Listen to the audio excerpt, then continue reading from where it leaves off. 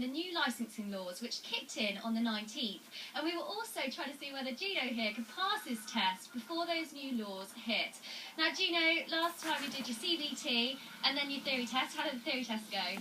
Yeah, it was good actually. It was better than I thought when I saw the result, but when I was doing it, it was harder than I thought actually. Yeah, it was like being back in school again doing an exam, but it's nice to get over and done with. The hazard perception's quite difficult, isn't it? It is, yeah, but luckily I've got to go through it quickly here on the demo run. Well done. So the next part of getting your big boy licence is to do your Mod 1 test. Now, with all the changes with the licensing laws, the actual test is one of the only things that hasn't changed. So let's go and see Steve and find out exactly what it entails. So, Gino, CBT done, theory test done, well done for that, nice high score. So I'm just going to quickly run through all of the exercises individually, okay? The first one is the manual handling, alright, just getting you to push the bike between two parking bays. Second exercise is the slalom, and then after that you go immediately into the figure of 8 exercise, which you do twice. Alright, all that's done, nice slow control, walking pace.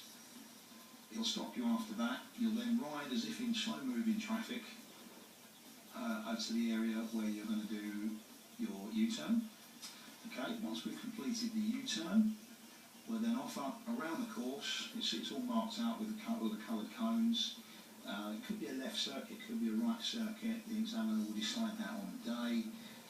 The first time you ride round, it is just purely a sighting lap. So you get to see the lay of the land, as it were.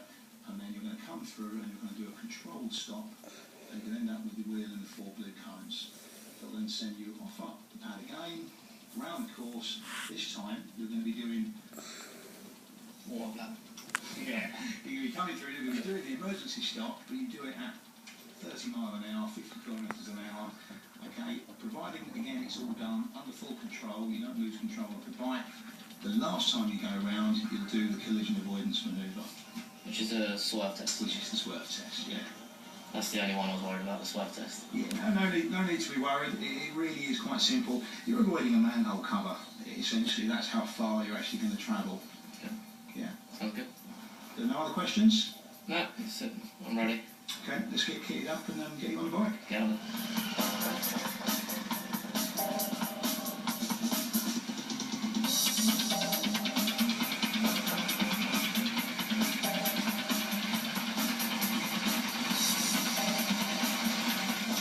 Mod 1 test area, okay.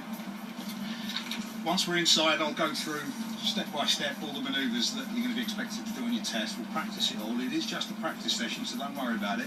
Once we're inside, I'm just going to shut the gate. That's what the examiner will do on that birdie test.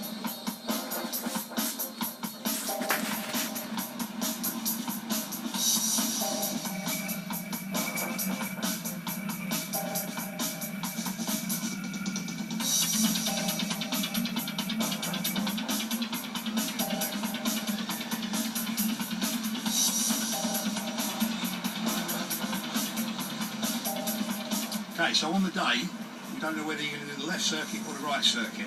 So what we're going to do now, we've done the right, we're going to now practice on the left-hand circuit.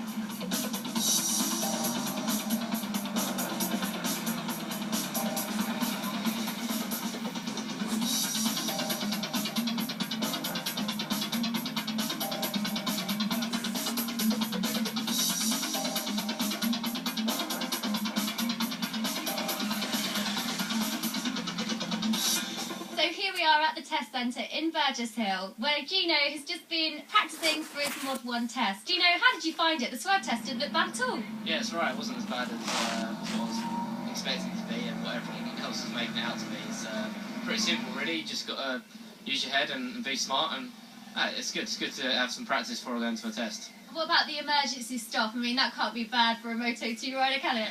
Yeah, no, it wasn't too bad. As long as you do it safely and controlled, it's pretty simple, really. It's good.